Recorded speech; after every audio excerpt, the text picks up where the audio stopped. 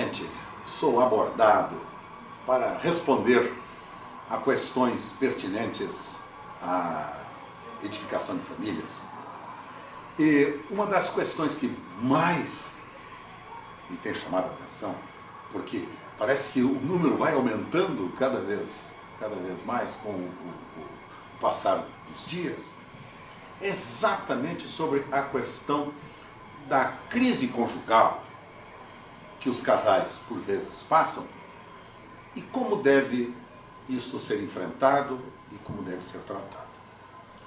Eu fico pensando aqui em duas questões.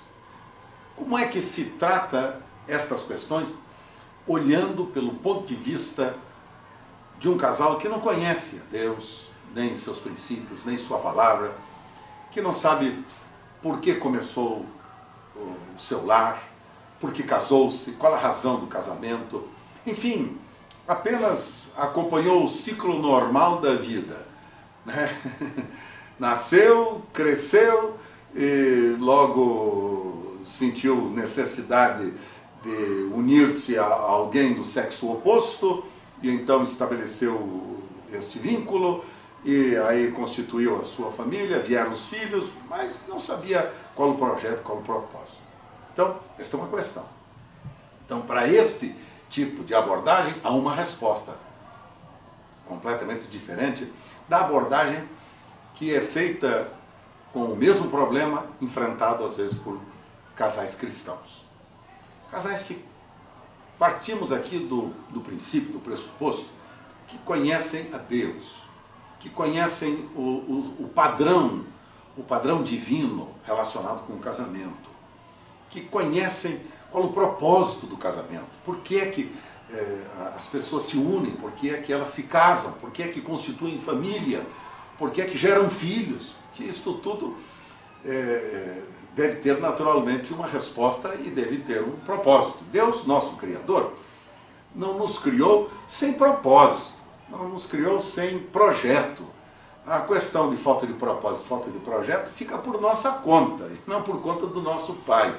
Porque o nosso Pai e a sua inteligência jamais permitiria que ele viesse a criar alguém ou qualquer instituição que não tivesse nenhum sentido e nenhum propósito, que viesse a cumprir com os sonhos e desejos do seu coração.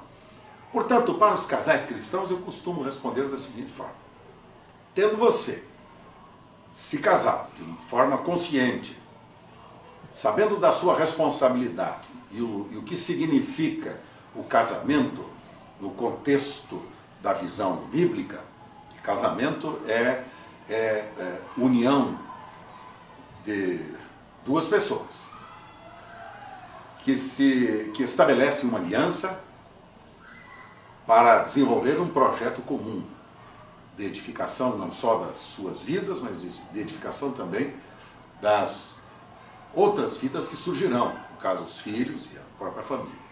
Então, eu costumo dizer o seguinte: tendo você entendido qual é este propósito, sabe você que aquilo que Deus uniu, o homem não deve separar.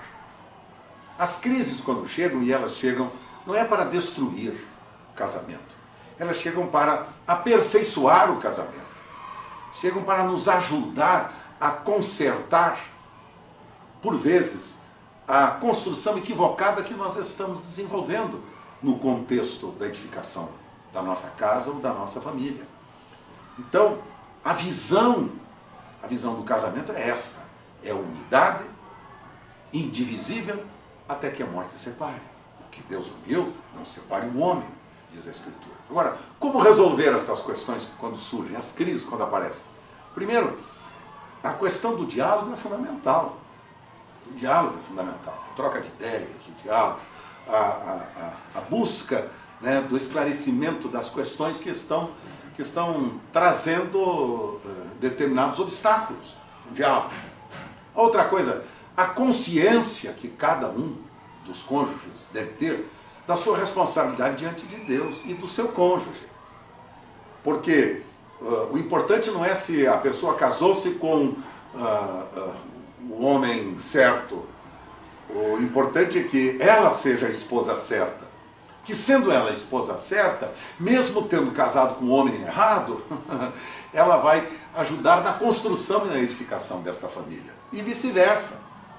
Se o homem, e esse é um argumento que o homem usa para destruir a sua família, se o homem casou-se com uma pessoa errada, ele sempre descobre, né? Depois de 10, 20, 30 anos de casamento, não sabia, eu casei com a pessoa errada. Mas, sendo você a pessoa certa, a pessoa errada naturalmente vai ser ajudada, vai ser amada, vai ser fortalecida, vai ser abençoada, vai ser ajudada, porque você é a pessoa certa. Então você vai ajudar a pessoa que você presume que é errada. Então, a consciência da sua responsabilidade, de cooperação na construção desta família, de cooperação na construção deste diálogo e deste acerto e da solução desta crise. A solução mais rápida que as pessoas têm diante de si é aquela que naturalmente é muito mais fácil, né? Porque não dá trabalho, olha, sinceramente, desculpe, até aqui foi bem, daqui para frente eu vou cuidar da minha vida sozinho, né? Este tipo de atitude é uma atitude covarde, é uma atitude que diz assim: eu não estou disposto de maneira nenhuma a mudar de maneira de ser, de forma de agir, de forma de pensar, eu não vou mudar. Sou orgulhoso demais para, porventura, eu deixar de fazer aquilo que eu acho que devo fazer, e vou assim, e não vou ouvir mais ninguém. Então, esta maneira orgulhosa, prepotente, independente, gera o aumento da crise, o aumento do problema, que poderia ter sido resolvido se de outra forma fosse olhado. Então, o que eu procuro naturalmente mostrar às pessoas é a importância da sua responsabilidade, a importância do vínculo que foi estabelecido e a importância de saber que a graça de Deus, o nosso Pai, é suficiente para nos alcançar e nos capacitar a resolver estas questões pertinentes às dificuldades e às crises e às lutas que por vezes atravessamos ao longo da vida conjugal.